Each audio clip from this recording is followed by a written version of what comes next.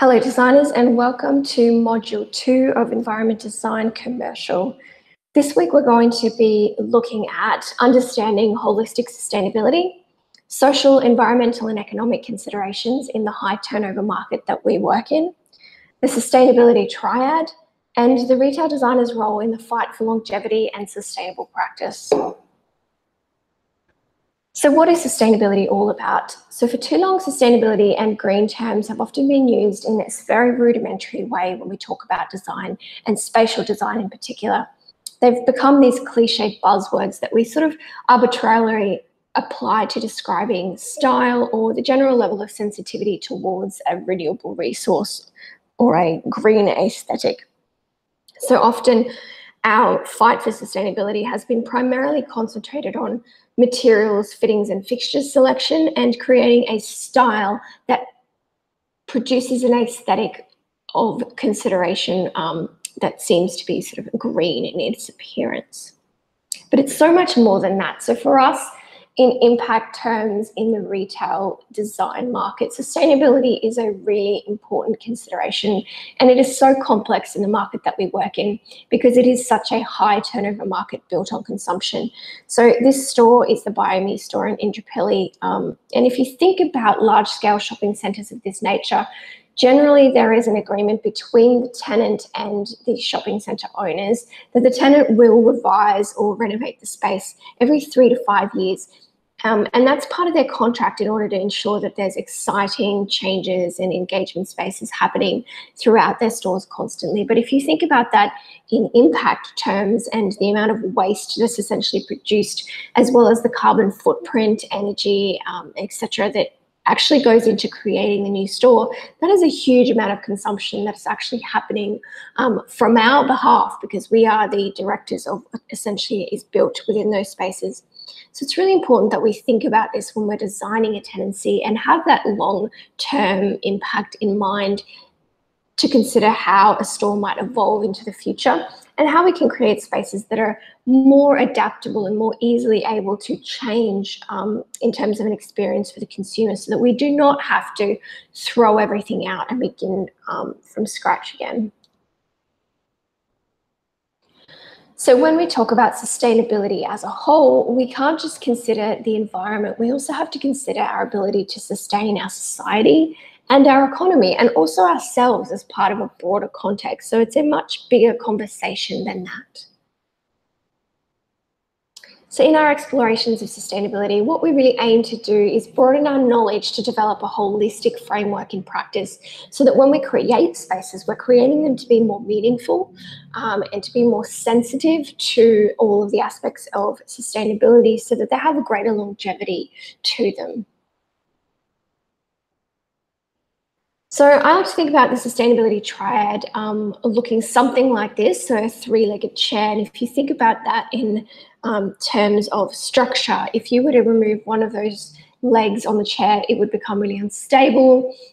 You'd probably fall on the floor and not be able to sit on it very well. So it's really important that we consider both economy, environment, and social aspects when we are talking about the word sustainability, because it is really part of a broader context.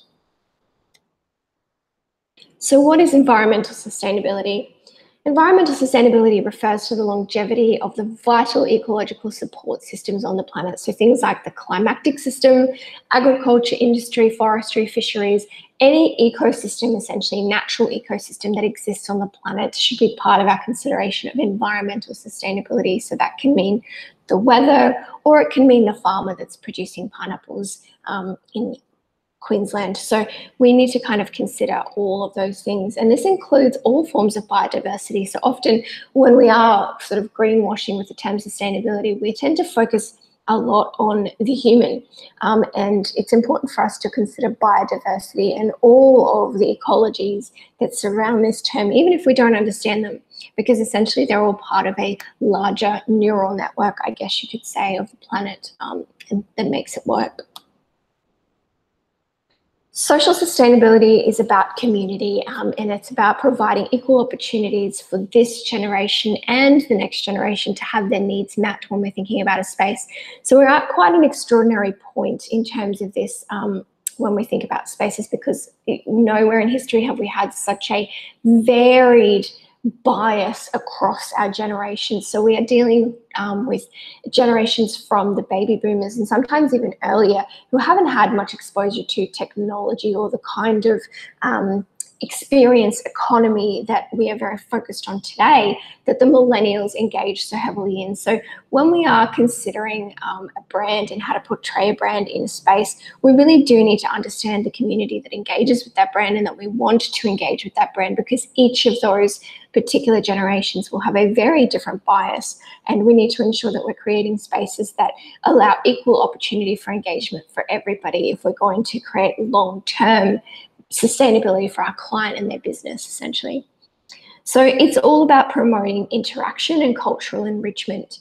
And it incorporates this idea of social justice for all, so everybody can access everything at any time as they choose to. It also implies a really resilient community that's able to deal with change. So if we can set up our spatial experiences to bring together community in a way that's never been done before, that helps to feed and develop the community into a really strong, healthy, self-supporting network that can shift and adjust with any unforeseen changes. And ultimately that has a really long-term impact, because when people feel safe and capable, they are more likely to spend money on things. And we saw this demonstrated really visibly when the global financial crisis hit. As people were feeling unstable, people were feeling insecure about what was happening in the world, they started to spend less money. So again, important for us to consider the social impact of what we're doing. Lastly, economic sustainability. So this means, in the truest sense, being able to operate in the fashion that we're operating indefinitely. And it means understanding that economic growth is only sustainable if it actually simultaneously improves our quality of life and the quality of the environment. So too often, particularly in political policy at the moment, when we're talking about this kind of greenwashing of sustainability against the economy, there seems to be this paradox that gets drawn by political policymakers about the fact that it's not economically sustainable to be considering environmental sustainability as a primary concern. But what the discussion fails to elaborate on is that economic growth is fantastic, but economies will fail to grow if the environment that surrounds them cannot support them. And likewise, if the people, so if the society that engages within that economy is not supported and strengthened, then they will cease to engage in that economy. And essentially, just like that three-legged chair, the entire system falls to pieces. So it's really important that we remember economic sustainability is not the be-all and end-all, and it, in fact, cannot exist without social and environmental sustainability. So as the designer, remember that wholeheartedly claiming sustainability as your motivation involves really understanding the complexity of the green agenda and the impact of the choices that you make beyond simple fixtures and fitting selection. So I know sustainability has come to be this buzzword within interior design, and often when we talk as designers about what we hope to achieve in a project, we always put sustainability there as, you know, part of our agenda. But again, trying to be part of the solution, we need to look at this from a holistic point of view and really understand what that means.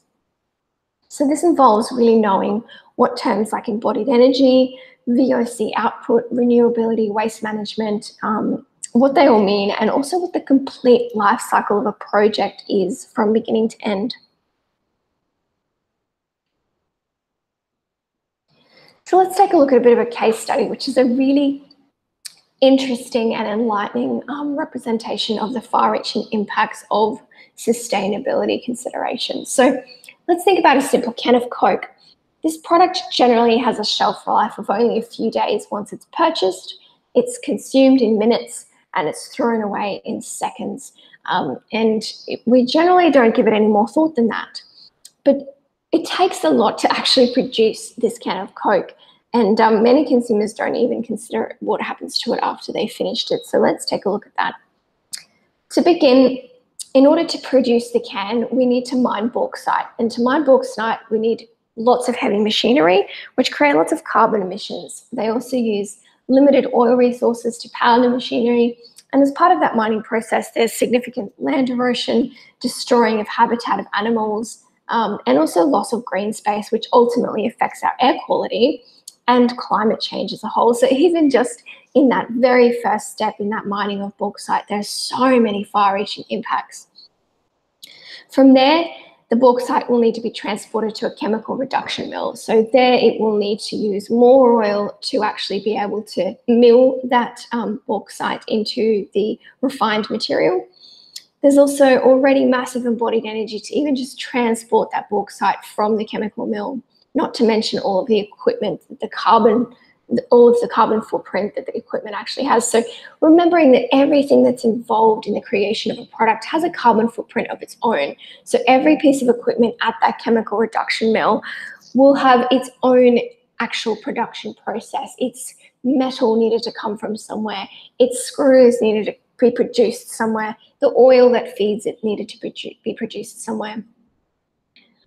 From there, it's purified to aluminium oxide in the mill. So this uses non-renewable energy and chemicals for purification, and often those chemicals are washed into the waterways.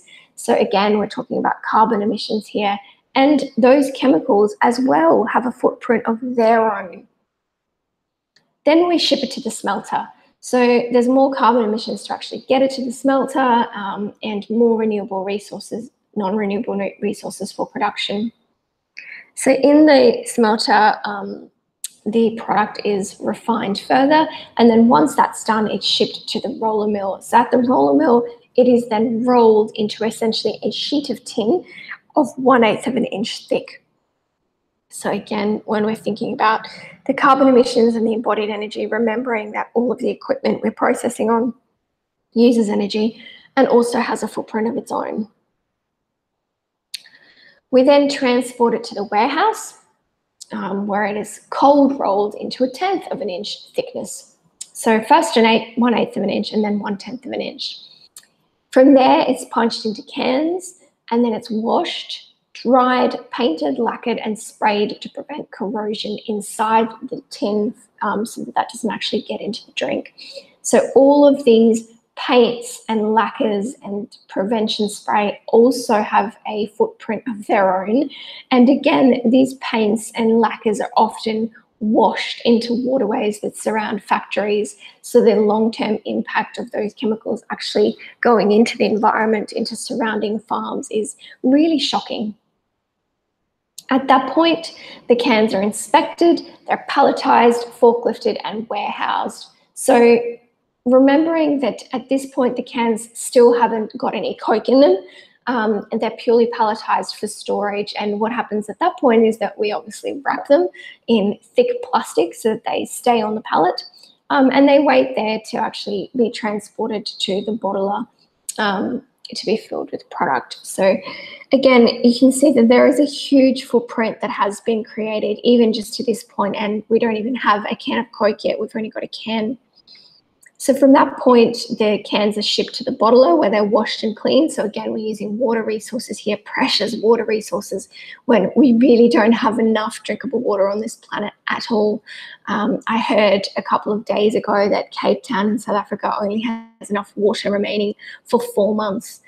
So they've just recently gone through a process of all of the farmers in the Cape Town area releasing a certain amount of water from their personal dams to be able to fill the water reservoir again, so that there is some more water for the actual people of Cape Town to access. So when you think about it in those terms, it's shocking to think that in a first world country, that we are having such an extreme water shortage, and yet we're washing perfectly healthy water down the drain.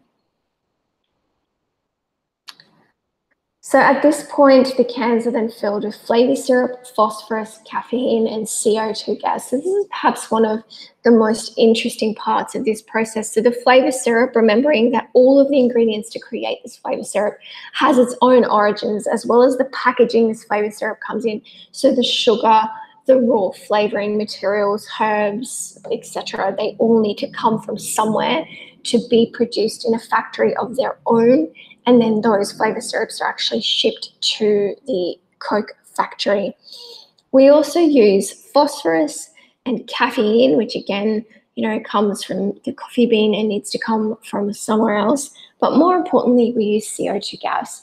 And CO2 gas is a non-renewable resource. And what's important to note about this is that we cannot replace it. And we use CO2 gas, particularly in the medical industry, to power some of the machinery that we need to investigate medical emergencies. And once we've run out of CO2 gas, similar to helium, which is actually used in MRI machines to cool, because helium cools at the coolest possible rate. Once we run out of this, there is no more. And then we need to very quickly come up with a different way of powering this life-saving equipment. So extraordinary that we're using this gas so freely when we can't replace it. So at that point, the cans are sealed, they're packaged into cardboard and printed with marketing graphics. So again, you can see, there's more ink, more paint, more sealer, more plastic happening here.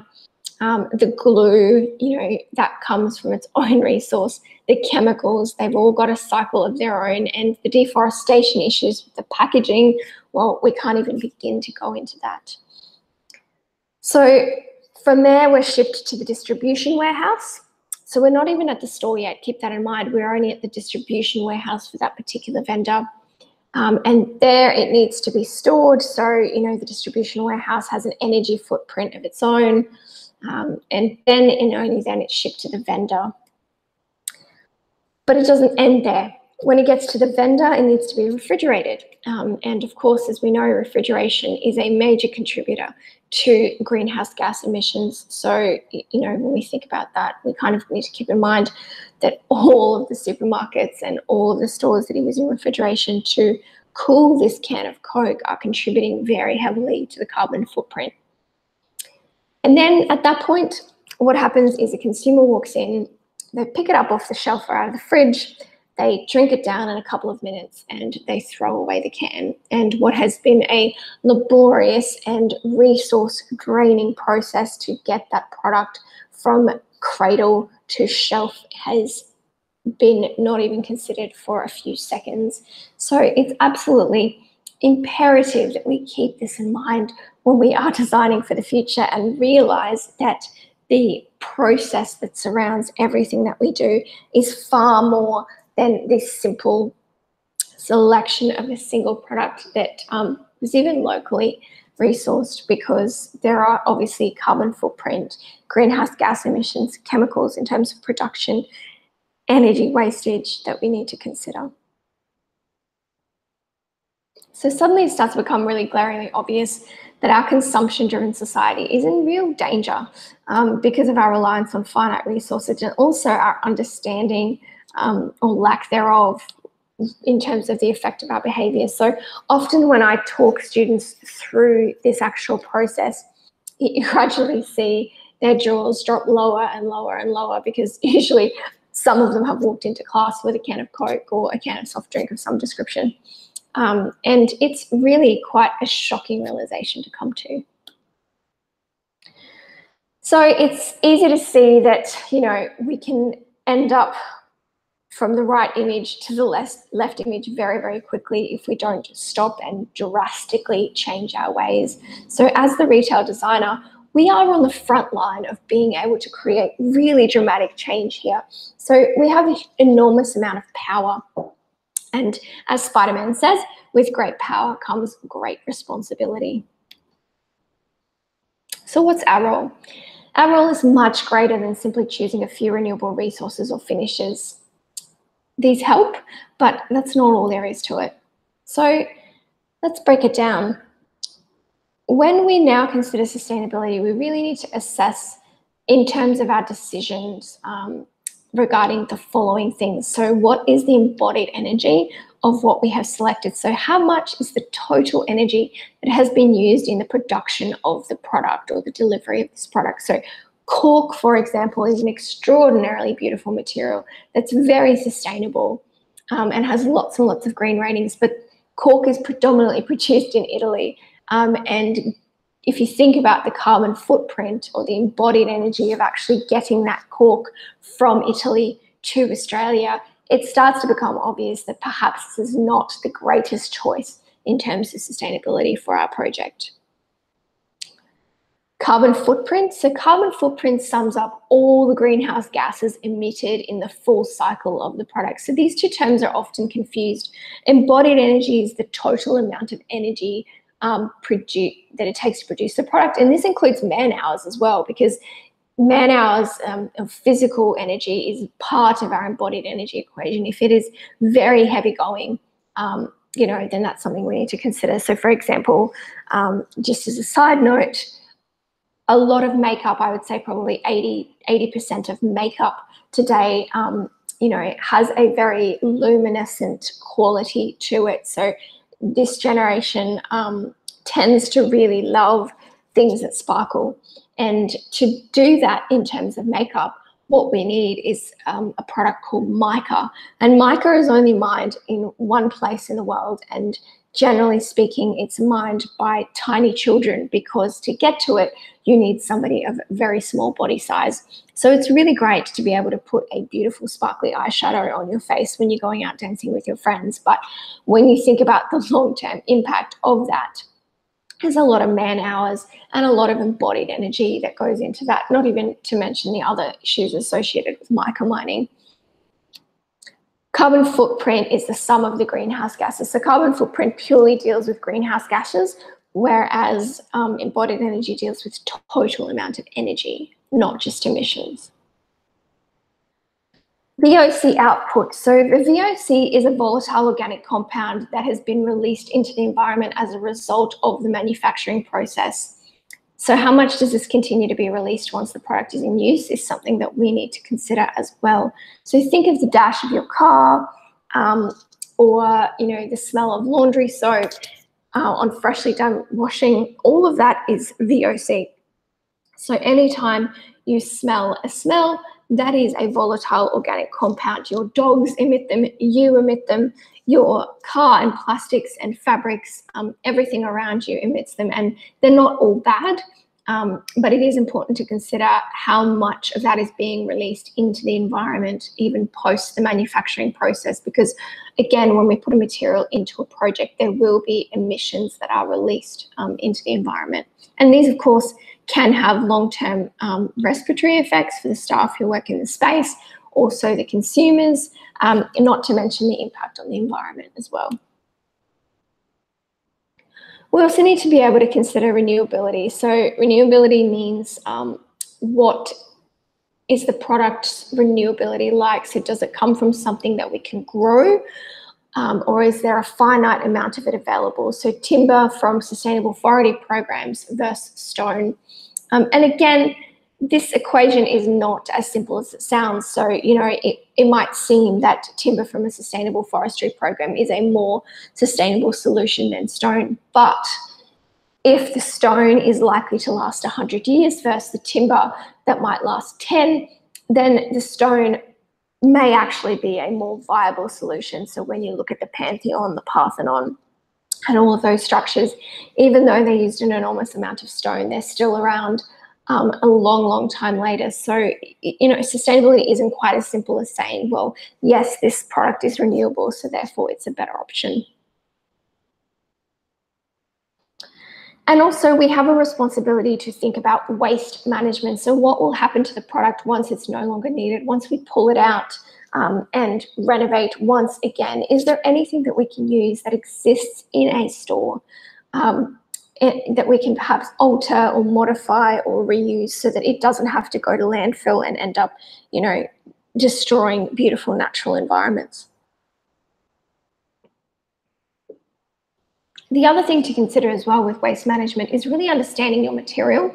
So, for example, a standard sheet of plywood, for example, can come in 1200 by 2400 mil. Creating a space that's 5 meters in size, if you're going to clad it in plywood, is not optimal, because you'll need to use 3 sheets to essentially be able to do that project. Whereas if you created a 4.8 meter space, then 2 sheets could go straight up And that includes using less human hours. There's less cutting, so less need for power tools. There's less need for screws and glues and all those sorts of things. So if you really know your material, you can help a lot in terms of waste management and the sustainability agenda as well. And finally, also the life cycle. So what is the longevity of the product?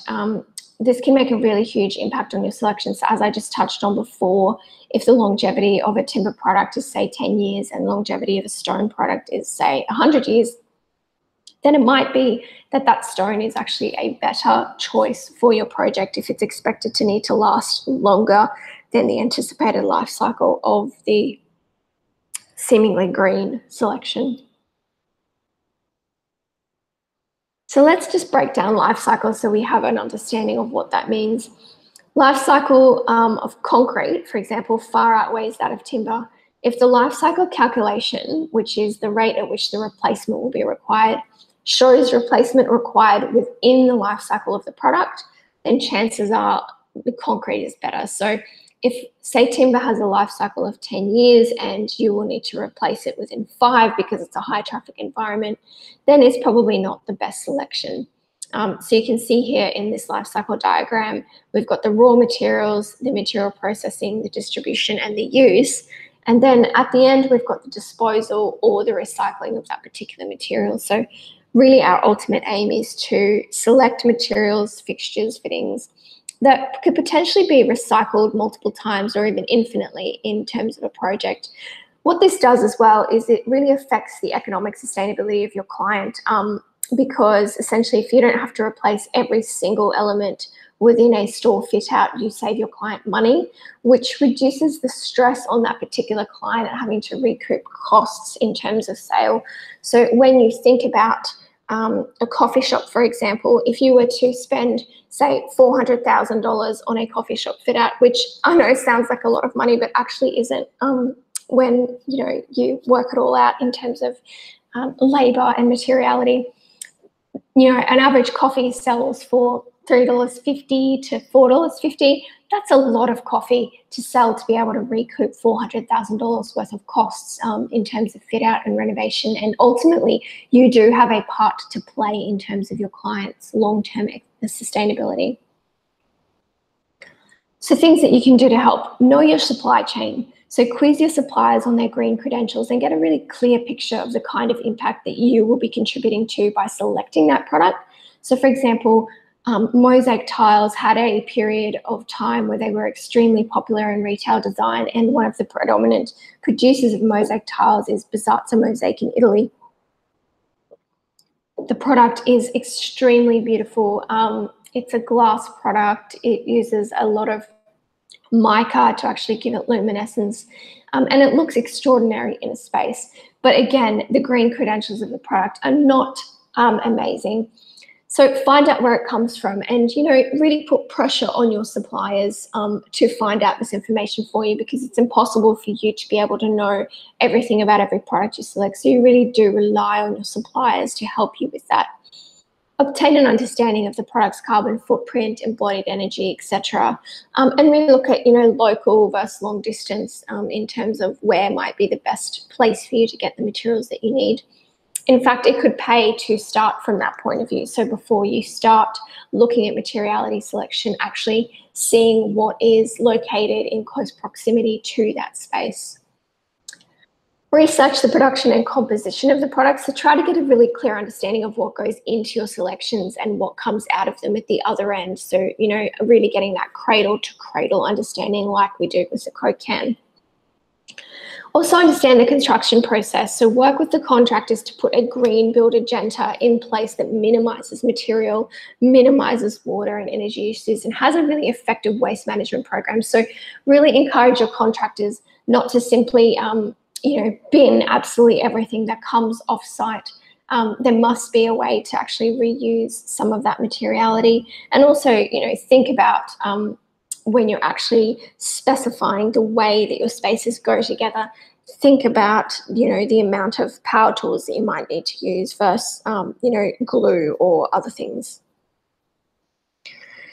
The most important thing that you can do also is educate others. Most clients today have some understanding of sustainability and do have a desire to contribute to the green approach, but it seems too difficult for them at the outset. So if you can educate them and really make them feel comfortable with that agenda, you'll be far more successful in getting them on board. And you will find that most of them are keen to jump on board, if for no other reason than for the promotional purposes of being able to say that we take a green approach. So most people, including your clients, still understand sustainability and want to be a part of it. So really try to educate them and include them in that process. So as well as environmental sustainability, you also have a responsibility to support social sustainability, and that means creating spaces that support the community that exists around your project. So in context of retail, looking for opportunity for consumers to have their needs met in a way that's really enriching socially and culturally between the brand and the individual.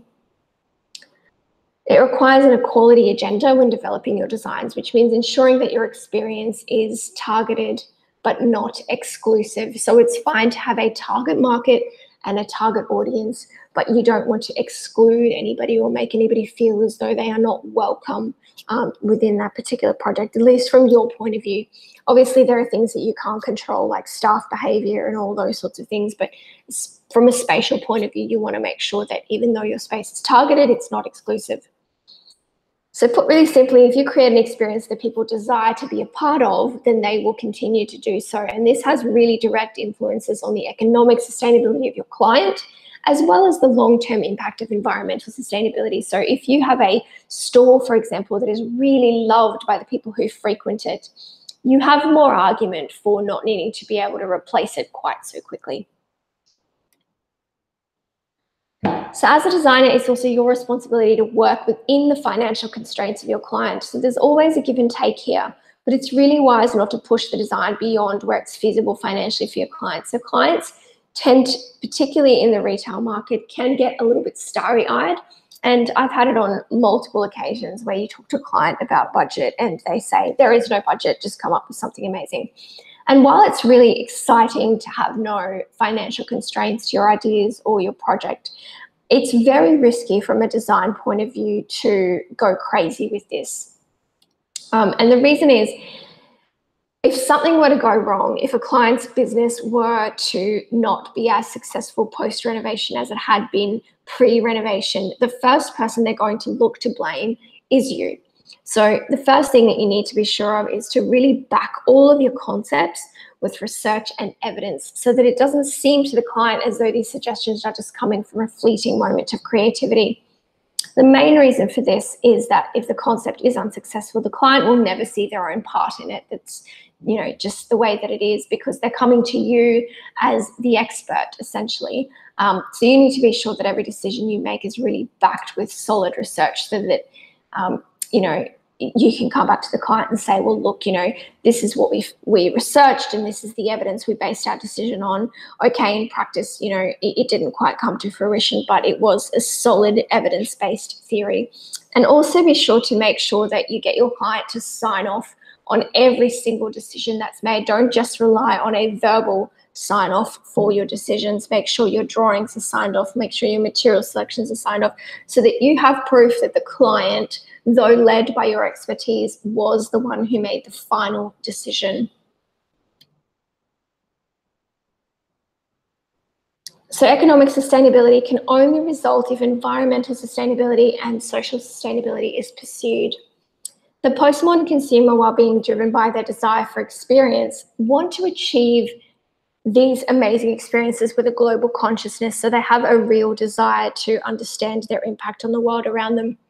And if we create environments that offer to meet all these needs, so they're both exciting, but they have a global conscience, then we can ensure that economic sustainability continues for our client. So really, sustainability as a holistic framework needs to take into account planet, people, and prosperity. It cannot purely be about one of those three. They all need to coexist in a holistic framework to be able to be successful. So sustainability, as you can see, is a really complex and rapidly evolving issue. Every day we're learning more about our impact and about what we need to consider to really claim that we're approaching our job from a sustainable point of view. And it's impossible to know all there is to know about every single product or every single life cycle of every, project. But, if you can just get a little bit of foresight and some consideration for predicting the actual effect of the decisions that you're making, then that will go a long way to actually ensuring the change of approach in our industry. So if you now understand that sustainability is not just superficial, but is much more about careful consideration of your decisions, then you've learned a lot about your role as a designer in the fight for sustainability. And hopefully, this lecture has been enlightening to you in terms of the considerations that go into designing in such a high turnover market, and also the power that you hold to be able to really drive change. I know there are a lot of students out there that are very passionate about sustainability, so hopefully this lecture has been really exciting and enlightening to you and really shifts your perspective in terms of how you can approach that agenda for yourselves as a creative and as a designer. So remember that it means more than green or eco, but it really is about driving change from a holistic point of view. So that's it for our lecture today. Before we finish, I would just like to quickly go over the assessment brief. So remembering that this is week 3 and your first assessment is due in week 4. So by now you should have well selected your brand that you wish to focus on for assignment 1. So you'll need to present this assignment in a professional manner with accompanying images and also a 10-minute verbal presentation. Remember that you will need to record your voice underneath your verbal presentation, as I've done for all of our lectures. So for the research report, students are required to critically analyse and discuss the relevance of the brand in its retail space. Also, these findings that are being compiled into a report. So it's just really about the brand and how it is relevant within the space. So how has the brand been translated into that space? Also, how is it relevant within the community that it sits in? So its location, its demographic, the engagement of the people around it. And some of the key questions that you really need to understand and answer at this point is, what is the brand selling? So remember, we've talked about brand promise, and you had to go on the forums to explore, trying to decipher what a brand is promising. So you should be doing this for your own brand as well. So what is the brand selling beyond the product as well as the product? What's their target demographic, their size and market position? Where is the project located? And if you can find it, what year it was completed? What are the cultural changes, social events that were taking place at the time the brand was developed? So this is about the brand in particular.